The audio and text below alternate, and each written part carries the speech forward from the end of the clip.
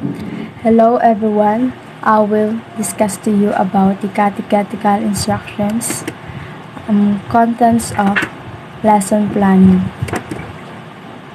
Catechetical instruction is studying the truths that church accepts in its teaching, while catechism is the church teaching covering all the bases of the Christian faith, which is Christians should know and understand. Step 1. Know the topic or what should I teach. Make an appraisal of the material you have at your disposal, learn your curriculum, read the textbooks, organize the information, focus on what is important. In order to decide what you should teach, you have to choose the most important information for a lesson. For religion teachers and catechists, this decision is informed primarily by the Catechism of Catholic Church and then by diocesan's, parish, or school's curriculum or the textbook provided for the course of instruction. According to the National Directory for Catechesis, catechetical instruction in the Catholic school should be based on the Catechism of the Catholic Church and thoroughly integrated into the curriculum and objectives of the school. Step 2. Create lesson objectives. What do I want them to learn? Begin with the end in mind. Think actively, not passively. Encourage higher levels of thinking. Think ahead to an assessment.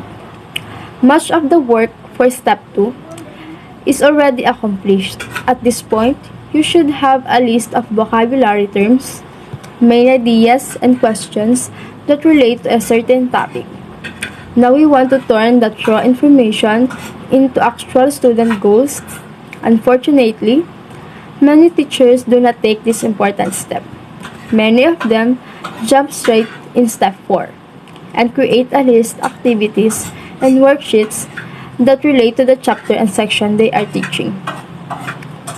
The number of one mistake I see teachers and catechists making is focusing on what they are teaching rather than what students are learning.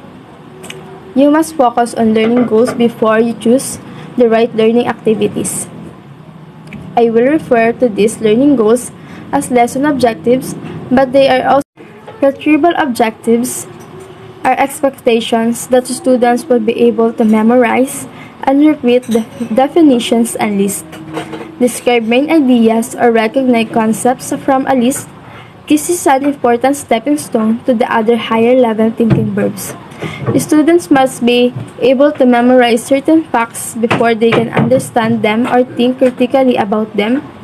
However, teachers and catechists must not stop here, nor should they only assess in ways that expects as students to repeat definitions or identify correct answers from a multiple choice list or matching section.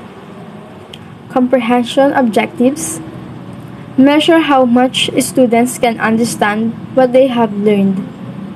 These objectives expect students to be able to summarize main ideas in their own words, whereas a retrieval objective might ask a student to be able to state the definition of magisterium.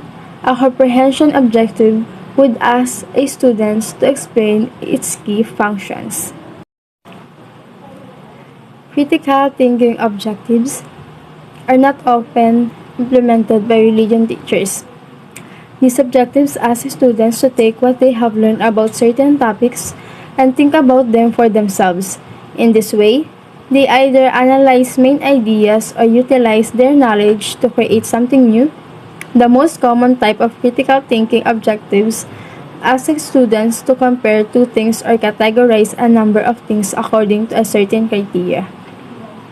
Students can also create generalization or predictions based on what they know about a certain topic. With enough time and commitment, students may also be able to use what they know to develop a strategy to overcome certain problems or create a criteria to analyze certain topics. These objectives are challenging and must follow the mastery of certain comprehension objectives as a foundation. Good day everyone, I'm Jessa Umacio continuing the report about catechetical instruction. Step 3. Determine the assessment. How I know they have learned it. Know what they have learned. Focus on mastery. If they have failed, it's time to reteach. While many teachers neglect to craft relevant lesson objectives, even fewer teachers consider a variety of methods for assessment. Assessment is used more than just a quiz, test, or essay. Assessment include variety of methods used to measure students' learning. It should not be only for judgment or assigning grades. In its most basic form, assessment is simple ways for teachers to find out whether a student has mastered objectives chosen in step. Choosing assessment using the assessment key, identify assessment will be correspond to the lesson objectives you choose in step 2. If possible, try to differentiate instruction by offering multiple assessment methods or choose assessment that differ in style from other assessment from the day or previous day of a lesson. Step 4.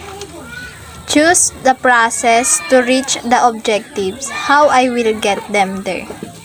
This is where you decide how will you teach the student new information and help them to master the objectives you created in step 2. In this step, you will select the best teaching strategies and activities that will help students master the lesson objective and prove their mastery through the assessment you choose in step 3.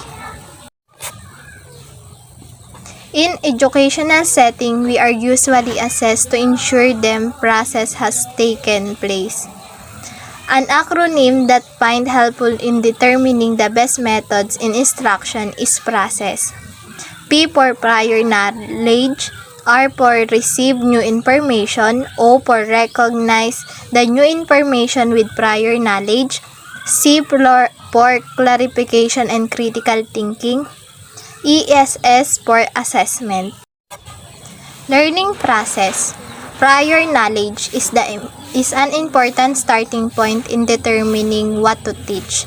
There are a variety of teaching strategies to help students assess the knowledge they already have and help teachers to determine what new information will need to be taught. Some example of teaching strategies that expose prior knowledge are KWL chart, chalk talk, mind maps, and agree-disagree matrix. Receiving new information is exactly as it sounds. Every time we learn something new, we encounter it in a certain format. We might hear it in a lecture, read it in a book, see it on a picture, watch it on a movie, hear a song, hear it from another person, or conclude by thinking reflectively.